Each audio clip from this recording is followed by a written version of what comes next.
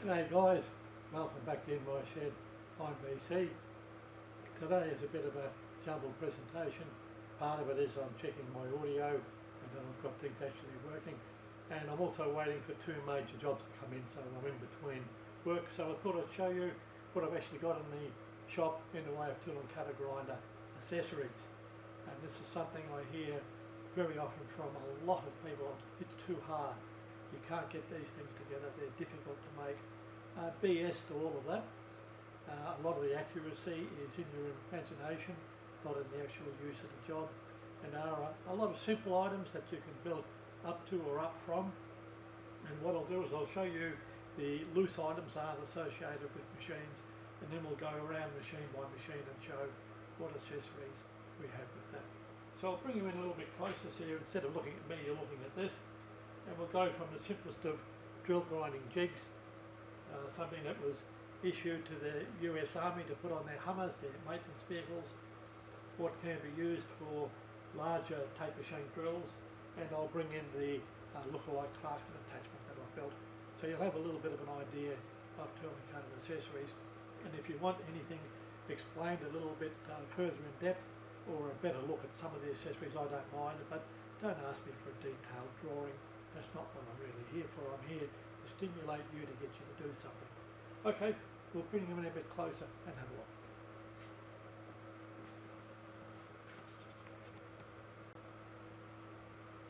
Okay, I'll do my best to keep these in frame. Very, very basic. We'll start off with drill grinding because that seems to be an area that everybody's interested in. And then we'll go on to offhand grinding, bench twists, etc. Very, very basic drill grinding attachment just bolts to a bench grinder tool rest. That gives you the edge angle and the clearance angle.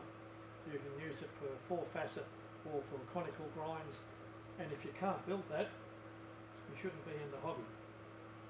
Very, very simple to use. Here's a bit of an unusual item. Here it's called a Kalamazoo Industries. It's also known as an Atlas, several other designs. It's made in USA. It's the big brother of all the cheap and nasty die-cast drill grinding attachments you see. It mounts by this to a bracket that I don't have, but it's just an angle iron bracket. That is the setting gauge, and it's never really done anything good for me. It's very well built. A nice V-jaw for holding the drill, a little pin for setting your cutting lip up to, clamp, very simple clamp attachment. This is the depth stop, so to control exactly where your drill is. That is the fine adjustment to feed the drill into the grind. Once you've got that set up, here is a micrometer stop to move the drill in, set up your different drill angles, and look, I got it to work well. My problem with it is I was trying to mount it on the wheel guard for the bench grinder because I didn't want to drill holes in the bench, etc. It did work. It's cumbersome. I've got a Brearley, so this is superseded. Comes with a set of instructions, a full set, 3 photocopied pages that aren't even double-sided, but yet if anybody wants to move up from the cheap and nasty die cast to one that you have to think about and figure out, but it does work reasonably well. $120 plus post to you. Very good value for money. I'll swing you around and you can have a look at one that I haven't built, but it does work very, very well.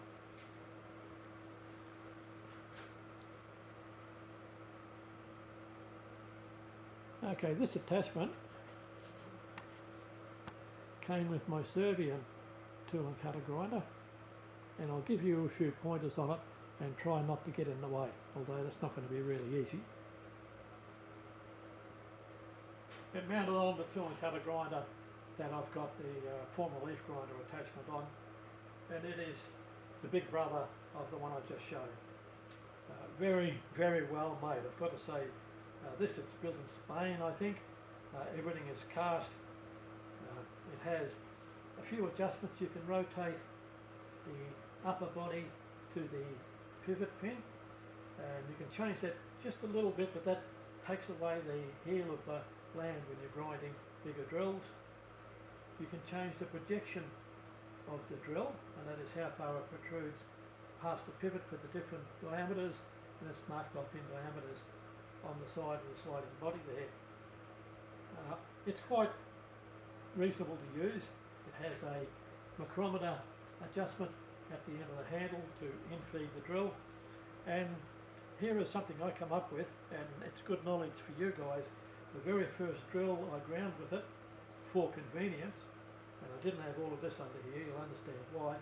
I had the drill up here at the 9 o'clock position, and I thought that'd be nice and comfortable to use. Very first drill I ground, took it off to the radial drill, about 3 turns into the first hole, and the whole cutting edge chipped away about 3 millimetres back. And I went and had a little bit of a cry, and I couldn't figure out what the hell had gone wrong. So later on I'm reading my American Cutting Tool Institute handbook, you wouldn't believe they had it, and hit it virtually by accident. When you grind any cutting tool, they advise, and I've seen this in the Norton tool room grinding book, etc., to grind at 90 degrees to the cutting edge so that your striations come back. If you grind with the wheel going parallel to the cutting edge, as I was, all the striations run behind it, and it allows just a big piece of chip away and break. So I moved the drill from here down to there, and now I've got great success. And all it is just a wiper action, makes the cutting lip and the bit behind go past the wheel, and it grinds your clearance on the drill. Very, very robust. There's 2 gauging plates from the front here, so you can change it from, I think it's 12 to 22 mil, and then this is the 22 to 40 mil plate. Quite a good item. They make very good gear, very easy to copy. It's just a V cradle, and I think it's 59 degrees to give you 118 included. The rest is superfluous, I think that's a word, but no, it works very, very well. Okay, I'll pull all of that away and bring you in for another. Okay, back again. We're still on the internal mic. This is my build. It's a copy of a Clarkson Tillman cutter grinder drill grinding attachment. It's heavy and cumbersome because that's what I had in the scrap bin. I didn't want to buy any new materials. It's probably the simplest thing you could build. And once again, don't ask for drawings, but the videos are up there.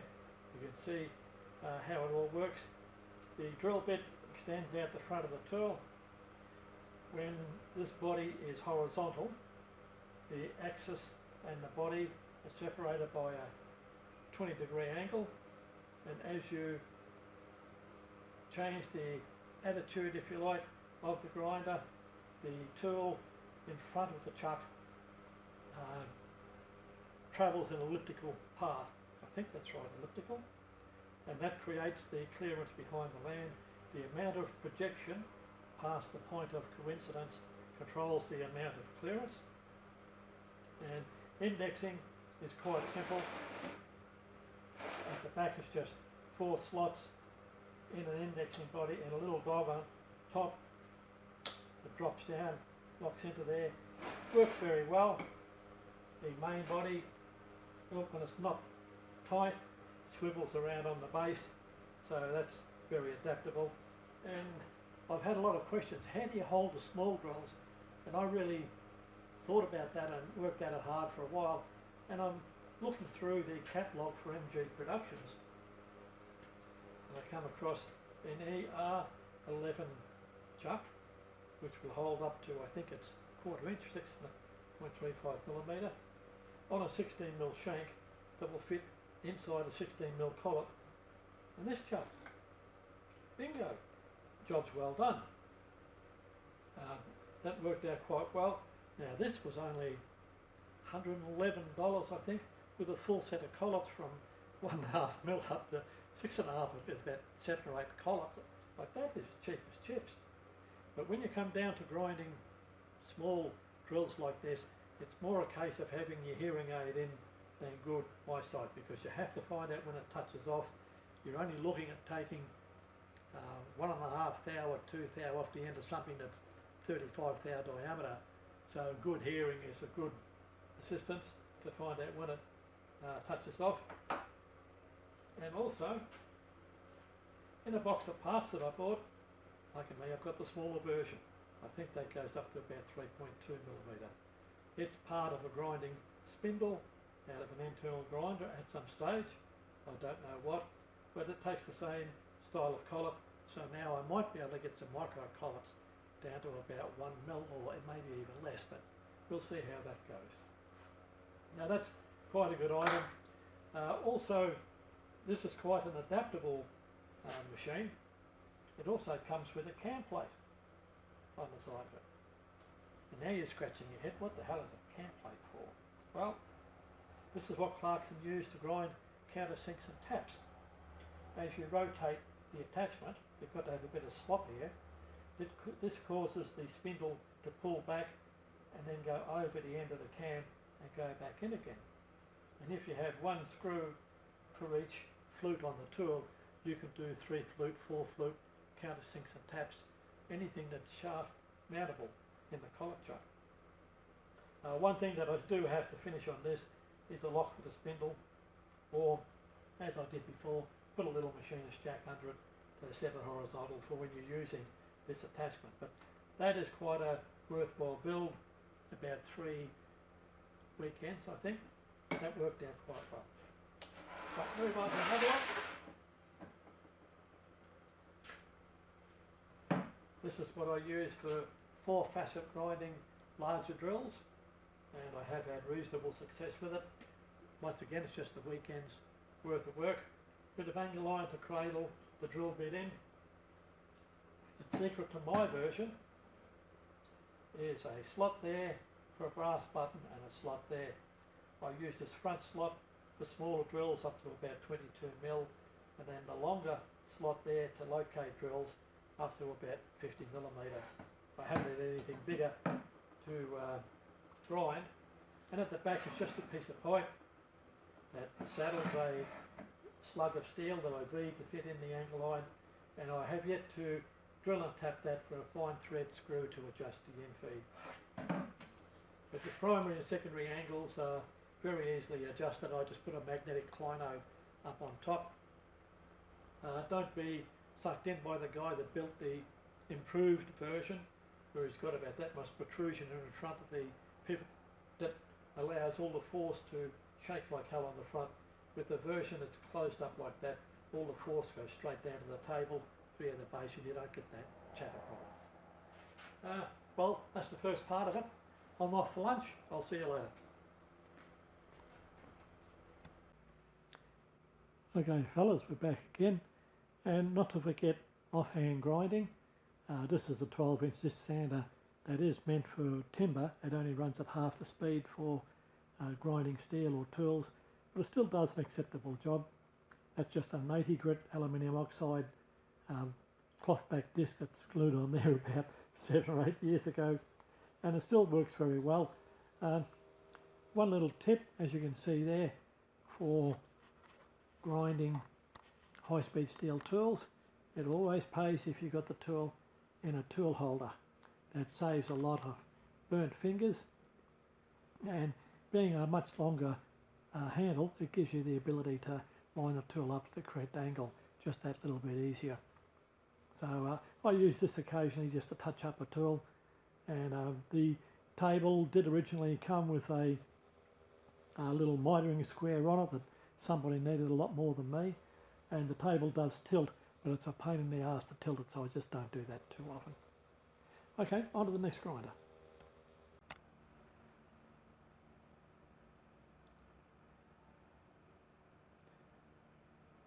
Okay, if you're wondering what this setup is, you're looking in on top of a mobile bench that's got caster wheels under it, an idea I stole from Model Engineer over in England.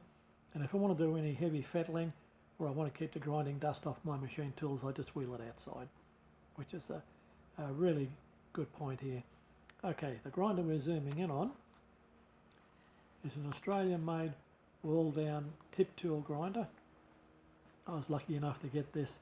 a couple of $100, and believe it or not, the diamond wheel on this end still has about 6mm thickness of diamond, so that on its own must have cost $1,000 equivalent to today. But it does have a tilting table with the adjusting screw on the right hand side, and the other end of the grinder has a 36 grit Alox wheel, so you can back grind the shank of the tool and then come here to grind the tip. I've only used it a couple of times, but it is a very effective machine, and I'll be using my braze tools more and more. It's just cheaper for me to use, and I can put whatever finish I want on there. Same as old Don Dyer does. I learnt a bit from him. Now we'll zoom back out again, and over on the left hand side of this table on wheels we've got a couple of little bench grinders on my Linisher at the back, and one bench grinder has a fine Alox wheel and a 39C silicon wheel, a 60 grit, and the grey one in the foreground has a 46 and 60 grit Alox bit. And that's the extent of my bench grinder, other than one big 10-inch bench grinder, which is a Chinese import, and I want to sell that off. I don't do any fettling on the bench grinder. It's almost new, and I'll let it go for a couple of $100. But this is another workshop tip. Use your handles for the tool bits wherever you can, and try and procure 3 or 4 extra spare cheap bench grinders. They come in handy and allows you to have a good variety of wheels set up at any one time. Okay, back soon.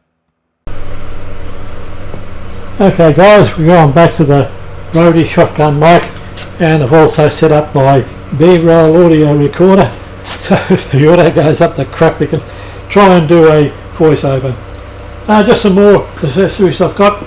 Here's something I bought years ago that I don't think I've ever used in anger, but they're quite cheap. It's similar to Harold Hall's wonderful tool rest.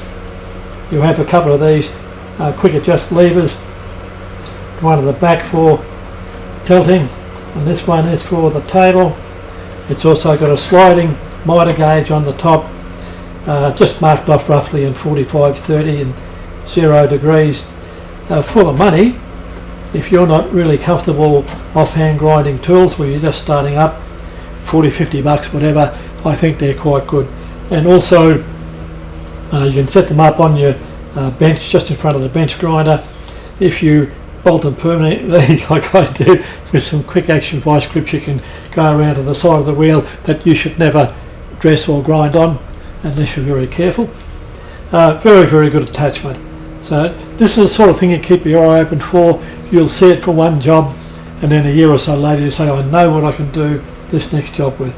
But no, very, very good item to have in your glory box. That was technically clamped.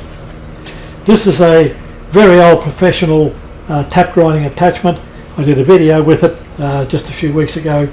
It's been with me for several years now, and I've got the cams for 2, 3, 4, 5 and 6 flute taps, and I can swing anything up to about 2 3/4 inches diameter and 10 inches long. So it was meant for quite a big workshop.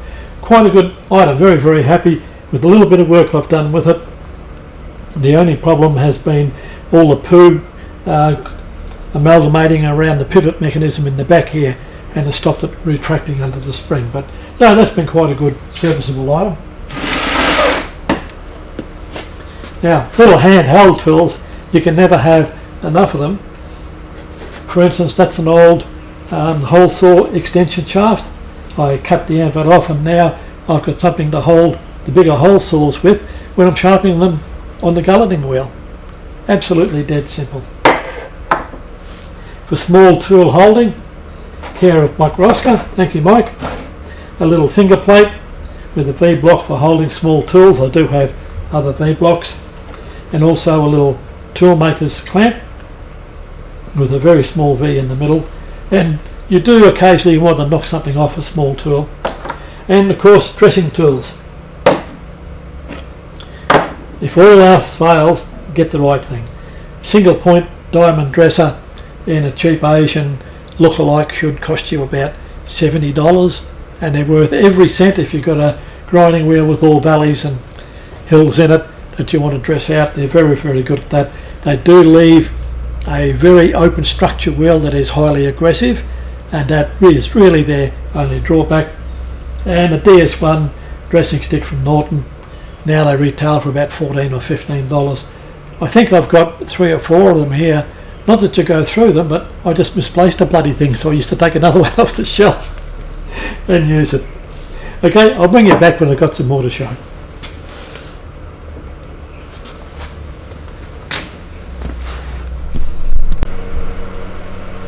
Okay guys, back to show a little bit more into another shelf. One item at a time. A little cheap Asian Spindexer. I don't know what they are eventually made for. They're not really good for a punch grinder, etc. It has a through drawer bar.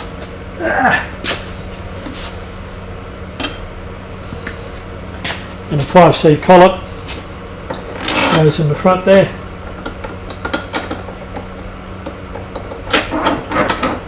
And it'll find its way out. There we are. I've used it a couple of times. When I bought it, it was that close to useless. I had to break it down and do a rebuild. It had been very well initially made. The spindle was very good, as is the clamping collar. Everything else works, but the only true faces were the bore of the housing and the front face. That had been machined perfectly perpendicular, as good as I can measure, to the bore. The rest of it was just up to shit completely. That did grieve me a little bit because I thought I'd bought something better than that. So I mounted up a long spindle inside the 5C collet at 3/4 inch, which is what I've got there. Turned the whole shebang upside down, mounted it on V-blocks and on a mechanics jack. Machined the base parallel to the spindle, so I was one step ahead, and then put it up on my horizontal borer, now that that was parallel to the spindle, and machined the base square and perpendicular to the spindle, and then machined the top off both sides of the clamping ears to give it something to bite to. It's now a reasonable machine tool. You've got 36 indexing positions around the outside, and a vernier scale here of 1 through to 9, so it gives you 360 divisions. Not a very fast thing to use, but if you want to do any oddball things, like I'll be doing some locomotive cylinder covers shortly. And I forgot to push the record button. Bugger. Well, we get the second half, but some locomotive cylinder end covers, and the slide rod holding flange is about 15 degrees off centre. So it'll be very easy to set it up on centre with a square and then go off 15 degrees and grind that. So quite a reasonable tool. And well, show you the big brother. Go from the cheapie to the good one. Recently, in a little bit of haggling,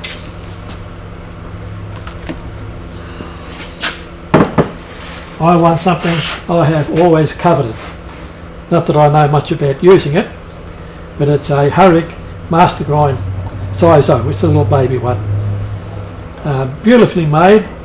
Runs a little bit stiff. I think I'll have to lubricate it inside. It has a stop every 15 degrees. It has a couple of stop plates here. You can push a pin across, and then if you want to make something accurately angled, there is a chart in the super duper instructions manual. You put a stack of gauge blocks in there, and it gives you a table of how much you need in a gauge block stack for what angle you want off centre. The V-block can move up and down the slide with this screw here, and it can be locked with the screw in through the middle, so you can cylinder grind with it. You can make a straight edge punch, curved edge punch, any angle that you want. Quite a good bit of kit. So I picked it up in a swap for some gear, and I'm happy about that. Now these tools, as most of the American tools are, the bearings are not meant to be serviced by end users like me. They not only put precision bearings in there, but they match them as a pair, and it's less than 1/10 of a thou run out, and usually the run out is not detectable by the average indicator you'd have in a reasonable machine shop. So I'm quite happy about that.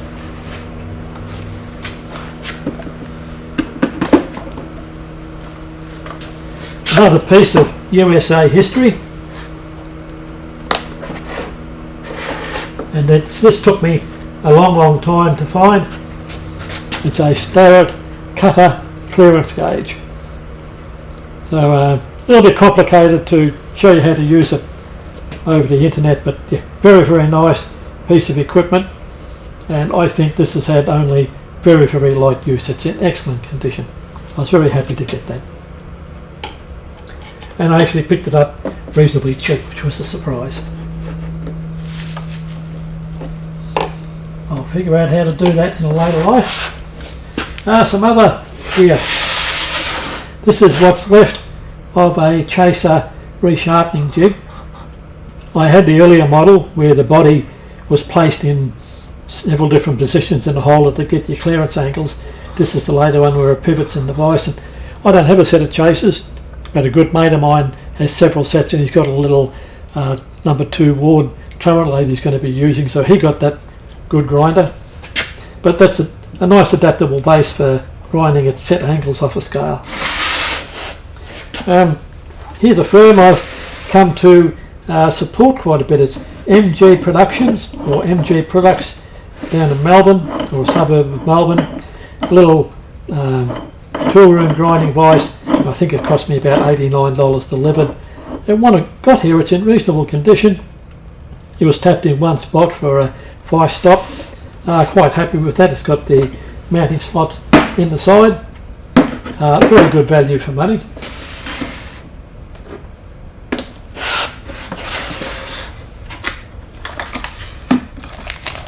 I have a 3-inch precision or screwless toolmaker's vise that's been set aside for grinding. Hasn't been used in anger yet, but I do have a little surface grinder now, so it will be coming into use. Here's something once again, M&G Productions, and keep this one in mind. If you get a Spindexer or 5C collet blocks like I have here, and you don't have a lot of 5C collets, they are expensive if you want to buy good ones. So off the internet, for a non-princely sum, you can buy 5C collet blocks, and this particular set I have here gives me, oh, I'll turn the screw down, okay, a square and hexagonal block, and the clamping nut to screw up on the collar. So this means that you can change a ER32 collar chuck into a square dividing item or a hex dividing item, clamp that up in the milling vise, and that's how I did the square on the back of the tap holder for my last couple of videos. So quite handy attachments, and they're only $85 or something like that, so there's no excuse not to have something in your kit.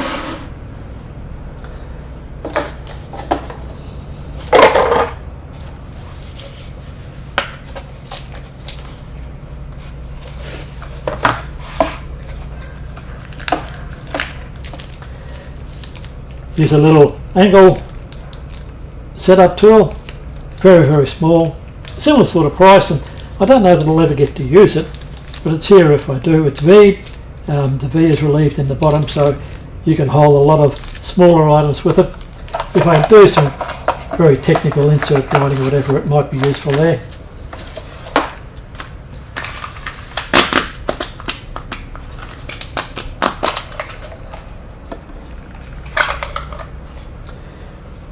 And another little screwless vise. That was $60 or $70. I think it's quite a good buy, and it's got a special set of jaws that are relieved, so it's good for holding very small things like inserts, etc., and it'll grip it like claws at the top of the jaws there. So let's clean that shelf.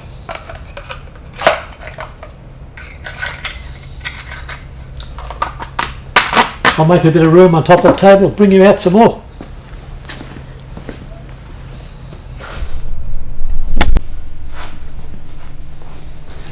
Okay fellas, back in again. the last of the non-specific items that aren't allocated to machines. We'll start off with the far end. In the 1950s, I'll say that again, in the 1950s that was what was called a small tool and vise. Oh, it's a big heathen of a thing and it weighs about 25 kilos, but I intend to do what Don Dyer did with his, take all the angular base off the bottom and put a 3/4 inch spigot off it, machine that into the base of the vise itself, and then I can put it up in my collet chucks and use the collet chuck assembly as the all angle device. It'll shrink the size down substantially and make it a lot lighter, but I don't think it's ever been used in anger. It's a shame a lot of these tools go out into places where the guys don't have the knowledge to use it. Not that the knowledge is all that difficult, but they've never bothered to venture into it, and that's a real shame. The skills are rapidly disappearing and I don't like to see that. Okay, this is a work head of a Haro, H-A-R-O, tool and cutter grinder that I'll be acquiring shortly. The weather's starting to get to dry out a bit, so I can get a crane truck in here at last without destroying the super good driveway. And I don't mind actually doing something like this show and tell, because it gets to show me where all the bloody cancer's getting in the tools, and I've got to give it a squirt of fairy piss. But quite an interesting head. This is made in Switzerland, I think, by Mr. Robert Habib, Haro and Company, and the quality is just, it's out of this world. It's so much better than the Asian lookalike machines. It's got a knob here that if let loose will drop in and index it every 15 degrees. It's got an indexing lever here that drops into the 24 indexing steps around the outer periphery. You've got to be careful there because one of them wasn't machined all that crash hot. You just turn it up, it'll lock it in. That locks it onto its own base, which is just another tool and cutter grinder workhead base, so I didn't bring that around. But the quality is excellent. And one thing I would like to point out, it's got the adjusting screw. If you want to micro adjust the tool to the indexing point on the spindle, for instance when you want to do a secondary relief grind, or with some of the gear cutters, you set it up into neutral and you back it down to get the right hook angle on the gear cutter. That actually changes the position of the spindle that holds the tool to the indexing ring, so you can advance it probably 3 or 4 degrees either way. Excellent quality. I can't wait to get the rest of the machine here. It'll be one that I'll be really concentrating on, and it's also one that I sacrificed another machine to get. I needed the space here. I'm just bloody absolutely bogged in. But that's a work in progress, and it's good to work on really good tools. The only thing with them, as I found bringing it here, all these old tools are bloody heavy, and I'm not up to lifting 25 or 30 kilo things up and down off the shelf. But yeah, that's a real good item for the future. And this is one that I picked up many years ago. It was the first workhead that we were using for annular cutters or rotor broach cutters. And in reality it's a air bearing spindle that is now locked up with lack of use. Yeah, it's locked up. It does have a pivot through the belly, and this works against the spring, so you can bring the cutter away from the work index around to the next tooth and put it back in again. It has a button that protrudes here, and when this isn't on backwards, it can engage in one of these slots, and the slots are actually marked 4, 6, 5, 4, 6, 2, so it gives you the number of flutes at each position, so you know where you're indexing to. 5C collet in the front, there's the 3/4 collet in there to do rotor broach cutters. And the reason I don't use this, and I've had several people say, oh, show us grinding the flute, you're too scared.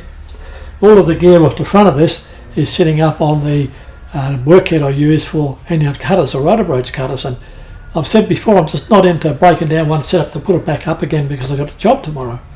having said that, haven't had cutters to grind for quite some time. Okay, well that's just about everything that's universal, that goes with all of the machines for different jobs. It now comes down to specific workheads and indexes, etc.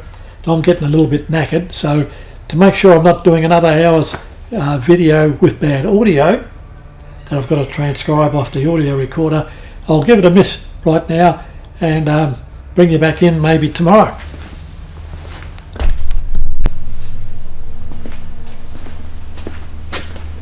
So say goodbye, Jim. Goodbye, Jim. Please like and subscribe, and we'll be into more specific details tomorrow or whenever about what I use the individual machines for. There's still a hell of a lot of accessories that I haven't shown you yet, and a lot of it can be adapted or handmade. For instance, that tool vise there could quite easily be a little 3-inch drill press vise. Yeah, do a similar job. Okay, bye for now.